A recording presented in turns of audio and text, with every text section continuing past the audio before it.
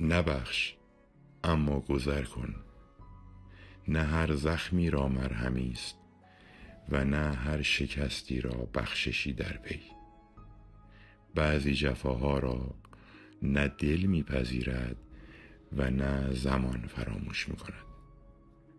قرار نیست همه چیز را ببخشیم، اما میتوان از میانشان گذر کرد.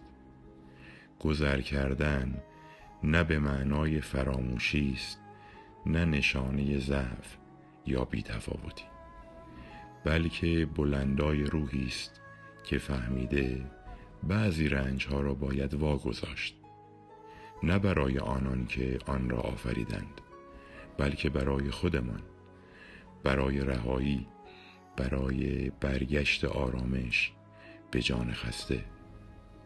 پس اگر تاب بخشیدن نداری، حق با توست. بخشیدن اجبار نیست، اما گذر کن.